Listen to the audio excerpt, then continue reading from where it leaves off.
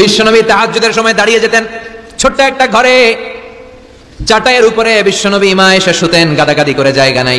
মাঝরাতে বিশ্বনবী তাহাজ্জুদের জন্য দাঁড়াতেন, আল্লাহু আকবার বলে দাঁড়িয়ে যেতেন, নামাজ শুরু করে দিতেন। বিশাল বড় সূরা পড়তেন, কিরাত পড়তেন, রুকু করতেন, কিন্তু সিজদার জায়গায় সিজদা দেওয়ার জায়গা নাই। সিজদার জায়গায় মা এসা পা বিছিয়ে শুয়ে আছে। বুখারীর বর্ণনা, বিশ্বনবী সিজদায় যে হাত দিয়ে মা এসার পায়ের মধ্যে চিমটি কাটতেন, মা এসা বুঝতে পারতেন বিশ্বনবী এখন সিজদায় যাবে। সুবহানাল্লাহ পড়েন। মা এসা বুঝতে পেরে পা দুইটা সরিয়ে নিতেন, বিশ্বনবী সিজদা দিতেন। সিজদা দিয়ে বিশ্বনবী যখন আবার দাঁড়িয়ে যেতেন, মা আয়েশা পা বিছিয়ে আবার শুয়ে পড়তেন। কি ইবাদত ছিল বিশ্বনবীর! হাত্তা তাতাওয়াররামু কদামা। মা আয়েশা বলতেন বিশ্বনবী দাঁড়িয়ে থাকতে থাকতে এত সময় ধরে তাহাজ্জুদের সালাত পড়তেন, ওনার পা গুলো ফুলে এরকম টিউমারের মতো মোটা হয়ে যেত। সুবহানাল্লাহ পড়বেন না? দাঁড়িয়ে থাকতে থাকতে বিশ্বনবীর পা গুলো টিউমারের মতো মোটা হয়ে যেত। প্রথম রাকাতে বাকারা, আলে ইমরান পড়ে ফেলতেন। সুবহানাল্লাহ পড়েন। বিশ্বনবীর পা যেন ফেটে যাবে, এভাবে হাত বেঁধে দাঁড়িয়ে থাকতে থাকতে বিশ্বনবীর হাতগুলো বাঁকা হয়ে যেত, ব্যথা হয়ে যেত। বিশ্বনবী তখন হাত দুইটা ছেড়ে দিতেন। আবার যখন এনার্জি ফিরে পেতেন, যখন বিশ্বনবীর ভালো লাগতো, আবার হাত বাঁধতেন। পড়েন সুবহানাল্লাহ। তার মানে হাত ছেড়ে দিও নামাজ পড়া যায়, হাত ছেড়ে দিও। মালিকি মাযহাবের কিছু স্কলাররা ওনারা মত নিয়েছে, ওনাদের অনুসারীরা ইরসাল করে।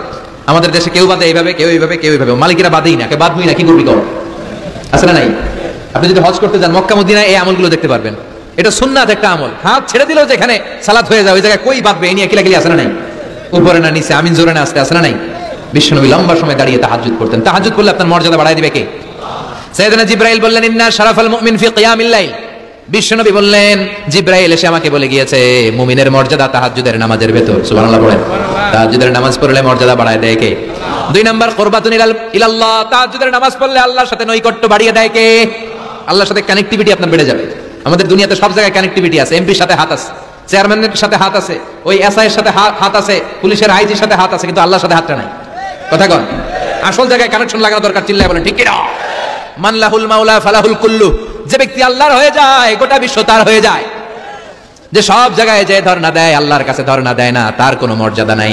আর যে ব্যক্তি সব দিক থেকে মুখ ফিরিয়ে আল্লাহর কাছে যায়, গোটা বিশ্বের সবাই তার দিকে তাকিয়ে থাকে। এজন্য সম্পর্কটা লাগাইতে হবে কোন জায়গায়? তার মানে তাহাজ্জুদ পড়লে মর্যাদা বেড়ে যায়, আল্লাহর সাথে সম্পর্ক বেড়ে যায়। বিশ্বনবী বললেন, মানহাতুনা আনিল ইসম। তাহাজ্জুদের নামাজ পড়লে, তাহাজ্জুদের নামাজ আপনারে পাপ কাজ থেকে বাধা দিবে। সুবহানাল্লাহ পড়েন। তাহাজ্জুদ যারা পড়ে এরা পাপ কাজ করে না। চিল্লায় কোন ঠিক কি না? 4 নম্বরে মুকাফফিরাতুন লিসাইয়্যাত। পাপ আর অন্যায় যদি কিছু হয়েও থাকে, তাহাজ্জুদের নামাজ পড়লে তাহাজ্জুদের নামাজ পাপগুলোরে ধুয়ে মুছে সাফ করে দেয়। এজন্য তাহাজ্জুদ পড়ার দরকার আছে না নাই? ঘুমের আরবিতে কিছু নাম আছে। ঘুমের একটা নাম হচ্ছে আন-নুআস। নুআস মানে ড্রোজিনেস। বাসে বসে আছেন, বাসে ঝুলে আপনিও ঝুলতেছেন, এরকম হয় না? ঝিমুনি, এটা বলে নুআস। আরেকটা হচ্ছে সামান্য হালকা লাইট স্লিপ, সামান্য ঘুম, এটা বলে পাওয়ার ন্যাপ। হালকা হালকা ঘুম, ঘুমও আসছে, আবার কে যেন কথা বলে ওইটাও শোনা যায়, এরকম ঘুম আছে না নাই? এটা বলে সিনা। আরবিতে এটার কি কয়? সিনা। আরেকটা হচ্ছে ভালো ঘুম, এটা বলে নাউম। এটা কি বলে? তাহলে পাইলাম নুআস, সিনা, নাউম। আরেকটা হচ্ছে জন্মের ঘুম। কিরকম ঘুম? এমন ঘুম যেই ঘুমে ডাকলেও মানুষ ওঠে না, যেটা শেষ রাতে আমাদের যে ঘুমটা হয়, তার 3টা 4টার দিকে কম্বল টেনে টেনে আরেকটু ঘুমাইতে মনে চায়, এরকম একটা ঘুম আছে না নাই? এই ঘুমটাকে আরবিতে বলে হুজুদ। কি বলে? সবাই বলেন।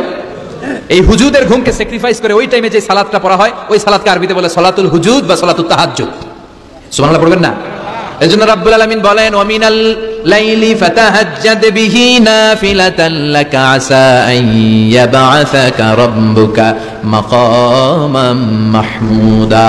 ও নবী, রাত্রিবেলা দাঁড়িয়ে আপনি তাহাজ্জুদের নামাজ পড়েন, আশা করা যায় বিশাল সম্মানিত মহিমান্বিত জায়গায় আল্লাহ আপনারে বসায় দিবে গো নবী। ঠিক না? তাহাজ্জুদের সালাত পড়লে মর্যাদা বাড়ায় দেয় কে? মুমিনের বৈশিষ্ট্য, তারা রাত্রিবেলা তাহাজ্জুদের সালাত পড়ে। ইমানদারদের বৈশিষ্ট্য, তারা হলো ফুরসান আন-নাহার রুহবান আল-লাইল। রাত্রিবেলা তাহাজ্জুদের যায় নামাজে কান্নার ঝড় তুলে, দিনের বেলায় ঘোড়া হাঁকিয়ে জিহাদের ময়দানে জিহাদ করে। ঠিক কি না? দিনের বেলায় চলবে কি? জিহাদ। এজন্য বিশ্বনবীর প্রথম প্রশিক্ষণ নিতে বললেন আল্লাহ, কুমিল লাইলা ইল্লা কালিলা। ও নবী, বিশাল মিশন নিয়ে দুনিয়ার বুকে আপনি এসেছেন গো নবী। প্রথম প্রশিক্ষণ যেটা নিবেন, রাত্রিবেলায় দাঁড়িয়ে দাঁড়িয়ে তাহাজ্জুদের প্রশিক্ষণ। বিশ্বনবীর আদেশ করলেন কে? কিসের আদেশ? সবাই কোন? আরো জোরে। ওই মুহূর্তটা তাহাজ্জুদের সময়টা এমন সময়, ইয়ানজিলু রাব্বুনা ইলা সামাইদ দুনিয়া। রব্বুল আলামিন আরশের উপর থেকে দুনিয়ার আকাশে নেমে আসে। নেমে আসে মানে বিশেষ একটা মনোযোগ দেয়, আর দুনিয়াবাসীরা ডেকে ডেকে বলে, গোলাম আলা মিন মুস্তাগফিরিনা গফির আলা। কার ক্ষমা লাগবে ক্ষমা চাও, সব গুনাহ আমি ক্ষমা করে দেব। আলা মিন মুস্তারজিকিন আরজুকালা। কার কি লাগবে আমার কাছে চাও, সব আমি দিয়ে দেব। আল্লাহু আকবার। আলা মিন মুস্তাকসিন আকসুলা। যার জামা দরকার জামা চাও, জামা দেব। ক্ষমতা দরকার ক্ষমতা চাও, ক্ষমতা দেব। নেককার স্ত্রী দরকার, নেককার সন্তান দরকার, সন্তান চাও, সন্তান দেব। সব দেয়ার মালিক কে? কেউ যেটা পারে না পারে কে? কেউ যেটা দেয় না দেয় কে? কেউ যেটা বোঝে না বোঝে কে? আল্লাহ শেষ সাথে আমগরে ডাকে, দেওয়ার জন্য ডাকে, কিন্তু চাওয়ার সময় আমাদের নাই। উনি দেওয়ার জন্য প্রস্তুত, কিন্তু এটা তো নেওয়ার লোক লাগবে। কথা কন।